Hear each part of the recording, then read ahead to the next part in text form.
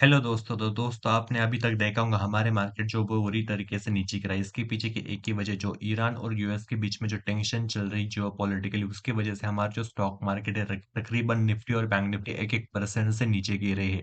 और इसी के साथ साथ जो नीचे गिरे तब हमारे मार्केट में से तकरीबन 7.5 लाख करोड़ रुपए जो है वो सेल ऑफ हुए, यानी कितने जो वैल्यूएशन से हमारा स्टॉक मार्केट आज कम हुआ है। तकरीबन अमाउंट अगर हम इसे यूएस डॉलर में कन्वर्ट करें तो ये 100 बिलियन से 110 बिलियन डॉलर के बीच में आती है। तो इतना जो वैल्यूएशन था इंडियन स्टॉक मार्केट है वो अब वाइप आउट हो चुका है। इसी की वजह से आज की ओवरऑल मार्केट में क्या रहा आप देख सकते हैं। जो हमारी निफ्टी और 3 दिन से लगातार ग्रीन कैंडल बना रही थी, उसको ओवरऑल कवर करके एक ब्लैक इंगल्फिंग कैंडल बनाई हुई है। एक निगेटिव बियरिश पैटर्न माना जाता है, वो भी टॉप पर बना। इसकी वजह से हमारे मार्केट में बियरिश सेंटिमेंट बना हुआ है।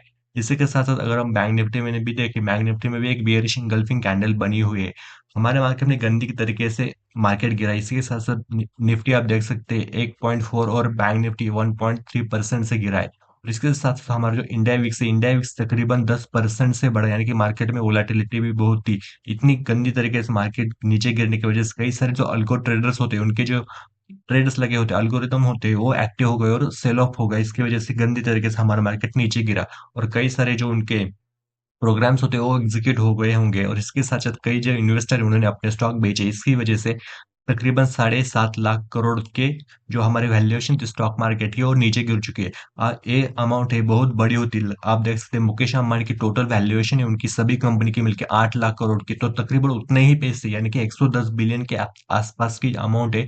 उतनी जो वैल्यूएशन है वो अब इंडियन स्टॉक मार्केट की कम हो चुकी है। इसके पीछे का मेन एक ही रीजन यूएस और ईरान के बीच में जो टेंशन बनी हुई है। यूएस ने अपने कई सारे एयरक्राफ्ट हो गए, या फिर जो फ्यूल टू एयर में फ्यूल रिफिलिंग करते हैं, वो सारे जो एयरक्राफ्ट हो गए वो भी ईरान की तरफ भेजे हैं। इसकी वजह से आप पिछले साल भी पता होंगे, जैसे ईरान और यूएस के बीच में छोटी स्मॉल स्केल पर वॉर हुई थी, वैसे एक छोटी सी वॉर होने की संभावना बनी हुई है। इसी के साथ साथ इसी की वजह से हमारे जो स्टॉक मार्केट है वो नीचे रहे, एक पहला रीजन था। और दूसरा रीजन क्या है इसके मार्केट नीचे गिरने का? तो जैसा आपको पता होगा, ईरान जो है ऑयल के लिए जाना चाहता है, और जैसे ही जो साउथ मिडल ईस्ट में कोई वॉर होती है तो ऑयल के प्राइसेस बहुत ज्यादा बढ़ जाती है। जो बाकी कंट्रीज है वो अपने प्राइसेस बढ़ा देती है, और जो सप्लाई वो कम कर देती है। इसकी वजह से ऑयल प्राइसेस भी बढ़े। इसका इनवर्स इफेक्ट होता है हमारे स्टॉक मार्केट के स्टॉक के ऊपर। इसी वजह से हमारे स्टॉक मार्केट के स्टॉक्स गिरे। और तीसरा जो रीजन इसके पीछे का, यूएस की जो गवर्नमेंट है अपने जो रेट्स है वो वैसे ही रखने वाली या फिर और बढ़ाने वाली है। तो इसके वजह से जो फॉरेन इंस्टीट्यूशनल इन्वेस्टर वो हमारे इंडियन स्टॉक मार्केट में पैसे ना लगाएंगे, क्योंकि इनको यहाँ कम रिटर्न मिलेगा। और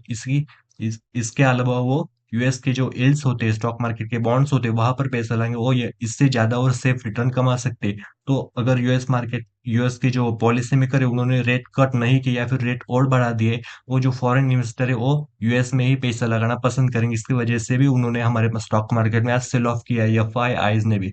तो दोस्तों ये कुछ रीजन थे। पहला रीजन तो ऑब्वियस था, यूएस ईरान के बीच में जो टेंशन चल रही है उसकी वजह से।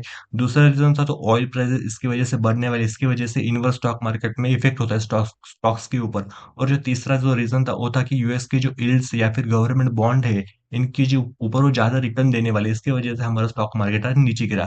तो दोस्तों ये थी आज ओवरऑल स्टॉक मार्केट की न्यूज। तो दोस्तों ये आपको वीडियो अच्छा लगा, इन्फॉर्मेटिव लगा, तो वीडियो को लाइक और मेरे चैनल को सब्सक्राइब जरूर कर लेना इसी और वीडियो के लिए।